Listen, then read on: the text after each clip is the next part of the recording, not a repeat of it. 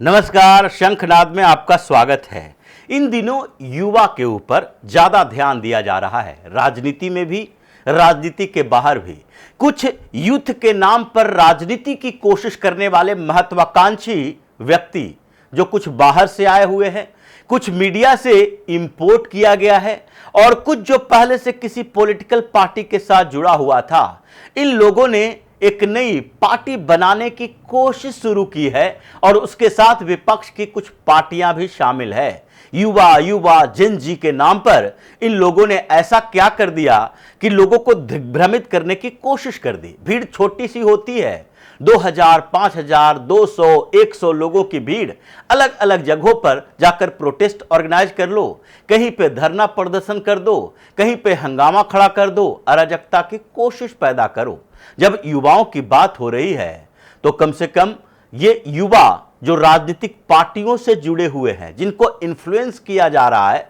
उसके अलावा भी युवा हैं और उनके साथ अब सीधा नेटवर्किंग प्रधानमंत्री मोदी का, सीधा तरीका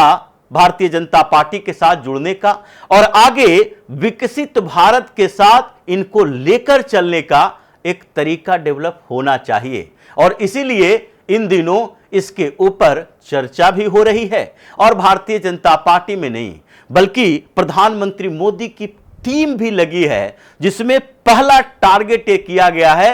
1 लाख यूथ जो मोदी का ब्रिगेड होगा, मोदी यूथ ब्रिगेड बनाने का। 1 लाख पहली प्राथमिकता है। 1 लाख के बाद अगर एक एक युवा 5-5 लोगों को जोड़ेगा तो इसकी संख्या ऐसे ही 5 लाख हो जाएगी और उसके बाद प्लस 1 लाख पहले वाला ये 6 लाख है। यानी कि नेटवर्क चेन ऐसा बनाया जा रहा है कि 6 महीने के अंदर वो स्थिति होगी कि राहुल गांधी ये सीजेपी वाले या फिर जेन जी के नाम पर किसी शहर में प्रोटेस्ट करने, धरना करने, जैसे आज दिल्ली, मुंबई, हैदराबाद और इलाहाबाद में, प्रयागराज में, कोटा में ये छात्रों की गुंज के नाम पर ये हंगामा खड़ा करने की कोशिश कर रहे हैं। ये राहुल गांधी को अपने जो पैसे फंड के आधार पर इकट्ठा किए हुए लोग, जो कोचिंग माफियाओं से सेटिंग करके छात्रों को अपने कार्यक्रम में बुलाते हैं, उनके अलावा इनके इर्द गिर्द चारों तरफ लाखों की मोदी ब्रिगेड की फौज होगी। जो तरीके अपनाए गए हैं, मनसुख मांडवीय जो कि युवा मंत्री हैं और युवा कार्य मंत्री के साथ साथ खेल मंत्रालय भी उनके पास है, उन्होंने ये बात कही कि अभी शुरुआत हुई है 1 लाख युवाओं को जोड़ने की। विकसित भारत यंग लीडर्स डायलॉग इसका नाम दिया गया है और विकसित भारत यंग लीडर्स डायलॉग में सीधे प्रधानमंत्री मोदी के साथ संवाद करने का मौका मिलेगा। राजनीतिक पृष्ठभूमि के युवा इसमें शामिल नहीं होंगे, मैक्सिमम 29 साल तक के युवा ही इसमें शामिल होंगे। ऐसा नहीं कि राहुल गांधी अभी कहते हैं कि हम भी युवा नेता हैं, चाहे उम्र 56 साल की ही क्यों ना हो जाए, लेकिन अपने आप को यंग लीडर ही कहते हैं। वैसे यंग लीडर्स डायलॉग नहीं है, बल्कि ये 29 साल तक के युवाओं के लिए है जो सीधे प्रधानमंत्री मोदी से डायलॉग कर सकते हैं, विकसित भारत बनाने में अपनी योगदान की चर्चा कर सकते हैं, सरकार से क्या उम्मीद, क्या अपेक्षा है उसकी बात कर सकते हैं और सरकार से अपेक्षा के साथ साथ उसमें योगदान उनका क्या हो सकता है, जॉब ओरिएंटेड आइडिया क्या है, आइडिया भी शेयर किया जा सकता है। इसके लिए एक पूरा प्रोग्राम बन रहा है। इसमें 1 लाख युवा अभी जुड़ने को तैयार हैं और विकसित भारत का मतलब ये जो गैर राजनीतिक पृष्ठभूमि की बात की गई है, ये इन्हीं लोगों के लिए की गई है। क्योंकि जब से ये जेन जी के नाम पर जंतर मंतर पर प्रोटेस्ट हुआ और वो प्रोटेस्ट ऐसा प्रोटेस्ट था जिसमें कि ये दिख रहा था कि जो डिमांड की गई है, जिस तरह का डिमांड है, वो डिमांड के अनुसार प्रोटेस्ट का आधार तैयार नहीं किया गया है, बल्कि इसमें एक ब्लॉकेड, इसमें अराजकतावादी माहौल तैयार करने की कोशिश है। और ये इसलिए कोशिश की गई है ताकि दिल्ली से ये शुरू हो और दिल्ली के बाद अगर सरकार को किसी तरीके से झुकाना है तो दिल्ली में हंगामा खड़ा करना पड़ेगा। और दिल्ली में हंगामे के कारण अगर सरकार थोड़ा बैकफुट पर आ गई, जैसे कि पहले भी हुआ है, एक दो सरकारें नहीं, कांग्रेस की सरकार थी, उसे भी बैकफुट पर आना पड़ा था। जब दिल्ली में हंगामा खड़ा हुआ था निर्भया कांड के बाद, जो प्रोटेस्ट किए गए थे, अराजकता जैसी स्थिति पैदा हो गई थी, कांग्रेस को भी यू टर्न लेना पड़ा था। किसान आंदोलन, ये ऐसा नहीं था कि पंजाब में नहीं हो रहा था, हरियाणा में नहीं हो रहा था, लेकिन प्रभाव सबसे ज्यादा तब पड़ा जब दिल्ली के हाईवे बंद करने पड़े। इन लोगों ने ब्लॉक कर दिया, दिल्ली में घुस गए थे, यहां तक कि लाल किला तक इन लोगों ने हंगामा खड़ा कर दिया, अराजकता पैदा करने की कोशिश की जा रही थी। इसका फायदा उठाया गया, और यह फायदा किसने उठाया? पाकिस्तान के आईएसआई ने, यह फायदा खालिस्तानी नेटवर्क ने उठाया, यह फायदा अराजकतावादी तत्वों ने उठाया। एंटी इंडिया ये जो ऑर्गेनाइजेशन, सोसाइटी, संगठन बने हुए हैं, इन लोगों ने उठाया, और यहां पर के एंटी सोशल एलिमेंट ने उठाया। क्योंकि जंतर मंतर की ही बात देखें तो वहां पर प्रोटेस्ट में जो रिपोर्ट सामने आई है, उस रिपोर्ट में पुलिस का ही कहना है कि हमने फेशियल रिकॉग्निशन के आधार पर 2800 से ज्यादा ऐसे लोगों की पहचान की है सिर्फ जंतर मंतर पर। ऐसा नहीं है कि जंतर मंतर पर प्रदर्शन के दौरान कोई 50,000 लोग शामिल हो गए थे, इसमें मैक्सिमम 10 से 15,000 लोगों की संख्या होगी। लेकिन 10 से 15,000 लोगों में अगर लगभग 3,000 लोग, यानी कि 1/5, ये 20% से ज्यादा, ये इतने लोग अगर वो हैं जो कि चारों तरफ उनके खिलाफ केसेस चल रहे हैं, बाहुबली है, कोई रेप में, कोई मर्डर में, कोई क्रिमिनल केसेस है, कोई अटेम्प्ट टू मर्डर है,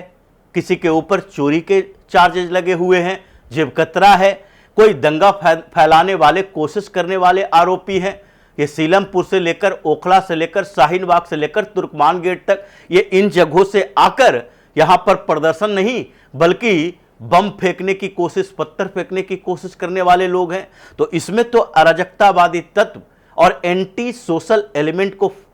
एक मौका मिलता है कि ऐसे प्रोटेस्ट हो और उसमें हम पार्टिसिपेट करें। अब इन आधार पर जब इन लोगों ने जंतर मंतर में प्रोटेस्ट किया, संसद तक मार्च करने की कोशिश की, हंगामा खड़ा किया, और सरकार को यू टर्न लेना पड़ा, सरकार झुक गई,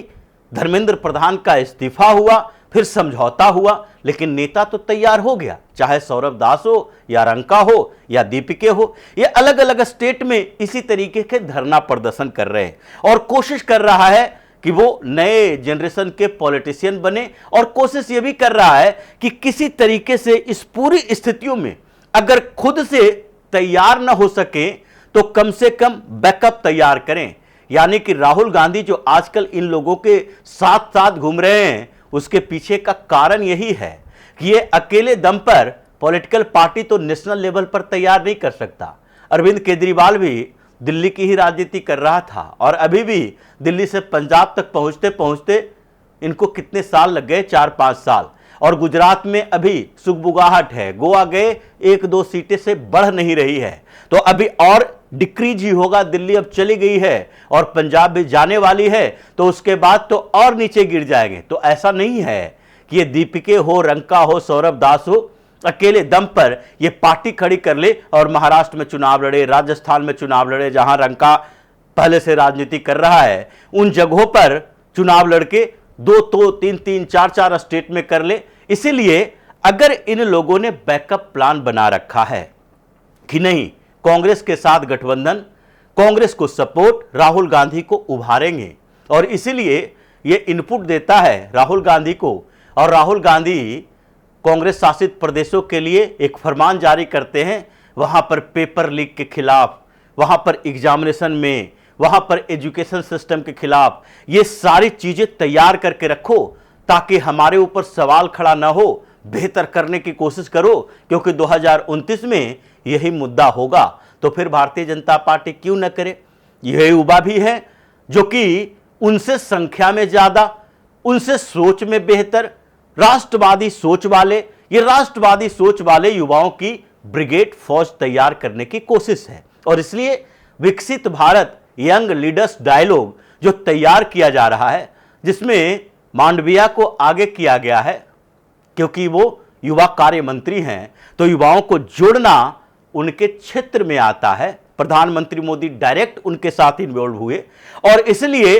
कई और पदों पर बने हुए भारतीय जनता पार्टी के नेता, जैसे कि जिस तरीके से अमित मालवीय को साइड किया गया सोशल मीडिया से, क्योंकि उन्होंने युवाओं को अपने साथ जोड़ने के बजाय कुछ लोगों को बाहर करना शुरू कर दिया था अपने पोस्ट से, अपने तरीके से, अपने सोच से। तो इसलिए वो कर नहीं पा रहे थे, महस्के को लाया गया है, पूरे टीम को चेंज किया जा रहा है, क्योंकि जेन जी के नाम पर जिस तरीके से ये माहौल को बिगाड़ने की कोशिश की जा रही है, अब जरूरत है बजरंग दल के युवा हों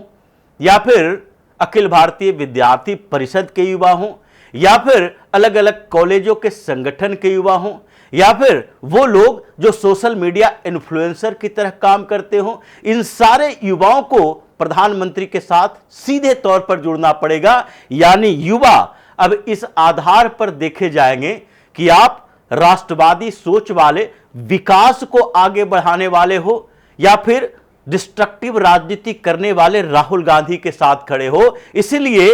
ये यंग लीडर्स डायलॉग की जो शुरुआत की गई है, ये विकसित भारत के लिए है और इसमें 1 लाख के जोड़ने का मतलब कि 1 लाख का मोदी ब्रिगेड, यूथ ब्रिगेड तैयार हो गया है और आगे इसे कितने मल्टीप्लाई किया जाएगा, यानी 1 से 5, 5 से 10, 10 से 20, ये 1 करोड़ भी हो सकता है 2029 से पहले। ये पूरे युवा टीम को राहुल गांधी का जवाब देने के लिए और दीपिके रंका, सौरभ दास जैसे लोगों को जवाब देने के लिए तैयार किया जा रहा है, जिससे इन लोगों को अब लगने लगा है कि अगर युवा इसी तरीके से इन लोगों के खिलाफ सड़कों पर आने लगे तो इनका धरना, प्रदर्शन, हंगामा वाली राजनीति सदा के लिए खत्म हो जाएगी। तो इसी तरह की खबरों के साथ फिर से हाजिर होंगे, तब तक के लिए बने रहिए हमारे साथ और देते रहिए हमें सहयोग, ताकि इसी तरह की खबर हम आपके लाते रहें। धन्यवाद।